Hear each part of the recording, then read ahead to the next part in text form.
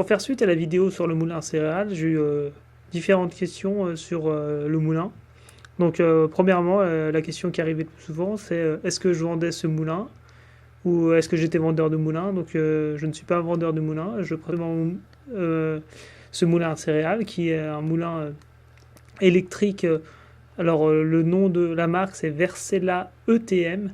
Donc, il existe différentes marques de moulins. Je ne prétends pas avoir le meilleur moulin, mais je pense qu'il a un bon rapport qualité-prix. Et quand on peut comparer à certains moulins à manuel qui sont parfois à une centaine d'euros, on a un débit qui est nettement plus important, nettement plus fort avec un moulin électrique. Donc pour compléter cet article, j'ai réalisé un petit texte que j'ai commencé sur mon blog. Alors je mets le lien sous la vidéo normalement, ou s'il n'y est pas, vous pouvez me le dire. Et notamment, je compare deux moulins, deux modèles de la marque Versela. Donc je crois que c'est une société italienne. Et il y a notamment le modèle ET et moi je possède le modèle ETM. Donc la différence, c'est qu'il y a une différence de puissance. Le modèle ET fait 750 watts et ETM 1200 watts. Ceci va occasionner un rendement plus élevé au niveau des tamis, quelle que soit la taille utilisée. Donc j'ai suivi les informations du vendeur et notamment au niveau des rendements. Sur 1,5 mm, on est en 15 et 20 kg, donc on n'a pas forcément des différences très importantes. C'est juste un plus d'avoir un moulin un peu plus puissant. Donc en consommation électrique, si c'est une utilisation occasionnelle, on reste sur des consommations électriques faibles. Mais ce qu'il faut noter, c'est que plus on va passer sur un tamis qui est fin, plus le temps sera long. Donc on voit qu'avec un tamis assez grossier de 7 mm, qui est plus utile sur du maïs, sur des céréales grossières, on peut avoir des très bons rendements, 170 kg à l'heure, alors que sur un tamis fin, lorsqu'on veut vraiment faire de la farine, bien tamiser ses céréales, là on a un rendement assez faible. Donc un rendement faible va occasionner également d'avoir un échauffement du moulin, donc il faudra éviter de le faire fonctionner pendant des heures. Et il existe différents vendeurs de moulins à céréales. Alors le mien, je l'ai trouvé sur le site Vive l'élevage. Donc ici, on a le modèle ET. Et ici, on a le modèle ETM. Donc il coûte à peu près, version ETM, 180 euros. Donc là, je suis sur le site Vive l'élevage. C'est là que j'ai acheté le mien. Mais il est disponible sur d'autres sites, d'autres marques.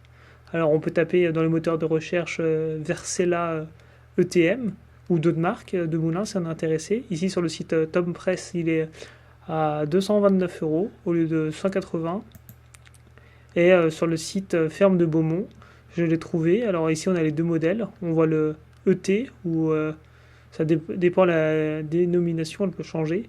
Et le modèle ETM. Donc on voit aussi la contenance, le fût qui permet de recevoir les céréales est un peu plus gros. Et là, ici, entre le modèle ET et ETM, on est à 229 euros. Donc ça fait à peu près une cinquantaine d'euros d'écart, 30% de plus. Donc moi, ce que je vous conseille, hein, je travaille pour aucun de ces sites, je conseille de bien comparer les prix, car dans tous les cas, si vous cherchez le Versela ETM, c'est le même fabricant, et c'est simplement que les sites ne le mettent pas au même prix. Ce qu'il faut regarder également sur les sites, c'est le délai de livraison, les modalités, les frais de livraison qui peuvent varier. Donc c'est des moulins assez gros, hein, c'est un carton assez gros. Donc voilà, pour une question qu'on me posait souvent au niveau du moulin à céréales.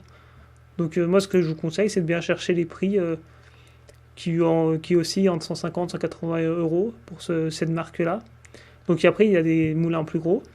Et donc il faut bien aussi préciser que ces moulins sont bien, si vous avez soit peu d'animaux, que ce soit quelques chevaux, un cheval, quelques poules, quelques volailles. Mais pour des animaux consommant d'énormes quantités de céréales, comme des vaches laitières qui consomment des kilos par jour, ou pour un troupeau à un niveau professionnel, ces moulins ne sont pas adaptés.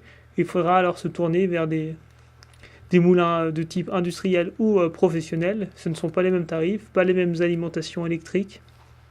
Donc il y a aussi, si vous ne voulez pas investir dans un moulin, d'autres alternatives, comme le fait d'acheter ces céréales directement mélangées ou moulues. Donc il y a possibilité, par exemple, d'acheter des maïs qui sont déjà concassés, moulinés. Ça occasionnera un surcoût à l'achat, mais si on a des faibles quantités à manipuler, ça reste raisonnable. Voilà pour cette information complémentaire sur les moulins à céréales.